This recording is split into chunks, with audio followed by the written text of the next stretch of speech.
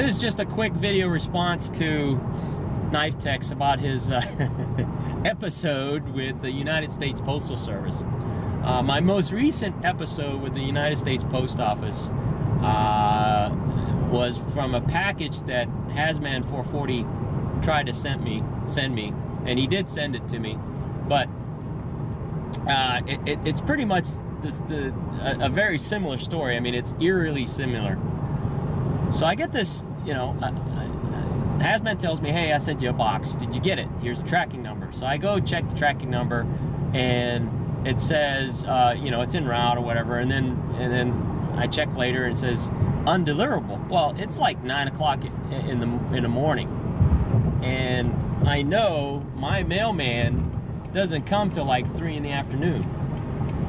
So I call the post office, the local post office, and same thing, it rings forever and ever and ever. And I called like 5-6 times, and I finally get somebody, and I said, hey, I've got a package, this is my name, and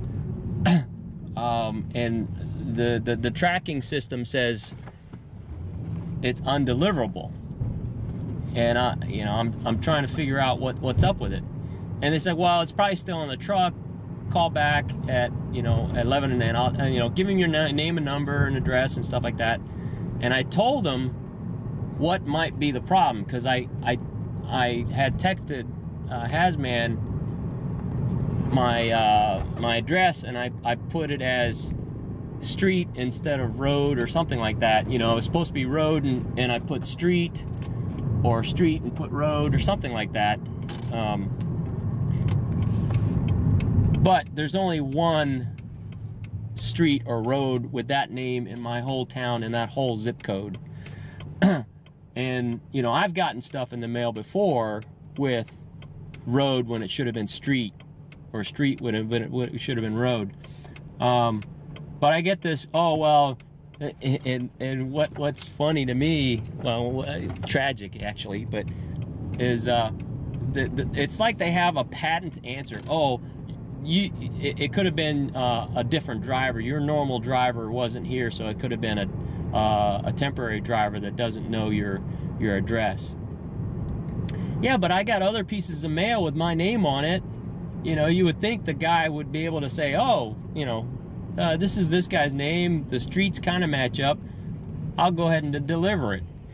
You know, it can't be a policy thing, because I know I've gotten mail with not exactly the correct name of the street. So anyway, they said, well, you know, same story, leave me your name and number, and we'll call you when the package comes in. Mind you, this is, I called like 11 o'clock, and I know the mail hasn't been delivered yet, for sure. So then, like at 4 or 5 o'clock, I check again, and it says, returned. I'm like, what? I was like, you know, and I get home about 5 o'clock, and the mail hasn't, you know, my regular mail isn't even in my box yet. So it never left the post office. You know, or it's, yeah, it says slated for return, something goofy like that. So I physically go to the post office and said, hey, look, I've got this package that I know is here. Well, it's not here because, you know, it should be in the truck. It's like, no, you don't understand. It said it was undeliverable at 11 o'clock in the morning. My mail isn't even at my house yet. You know, I know it's still here. It was logged in at 9 o'clock in the morning.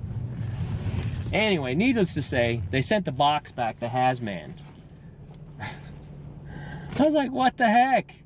You know, and I get the whole, I mean, the whole runaround that Knifetex got on his package, I got. And Hazman ended up getting the box back to his house, and of course they made him pay to send it again, even though it was their, you know, their screw up.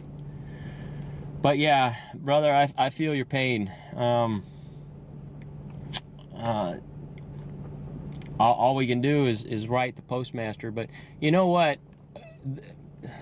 Kind of as a counter to that, my local mail post office is excellent. I go in there and there's 3 or 4 people that I see on a regular basis, and they're very nice, they're friendly, you know, they'll make conversation with you, they'll smile at you. You know, it's pockets. It's pockets of people who are just bitter and tired. Because I know there was a when I lived in Virginia, there was a post office down the street. I mean, literally within walking distance of my house. And I tried to send a package one time, and it had duct tape on it. And the lady told me, well, you can't send that package because that's not an approved packaging material, duct tape. I'm like, what? I've sent duct tape before. Well, I can't take it. You know, and what's your RICO? You can't do anything about it. They're the only ones there. You can't say, well, you have to take it. No, I don't. You know, so then you got to call a supervisor or whoever, and you're like, you know, it's not worth it. So I think I ended up taking it home and packaging it differently and going back later. But you're right. I mean, you don't get your time back. And unfortunately, they just don't care because they're miserable and bitter. So they think you need to be miserable and bitter too. And again, I'm not saying all postal workers are bitter and nasty people, but I have experienced it firsthand for sure, and I feel your pain. Now, the people I dealt with Hazman's package, you know, I wouldn't say they were bitter. They were just incompetent. They didn't even want to try. And of course, I don't know what pressure they're under. I've known people. I mean, Jeff Cutlery Lover, he worked in, you know, as a temporary mail person. I don't know if he still does it, but I can only imagine, you know, the pressure they have to go through because they're only allowed to staff so much, and you know, especially during the holiday season, they're probably just inundated. But that's really no excuse to be incompetent.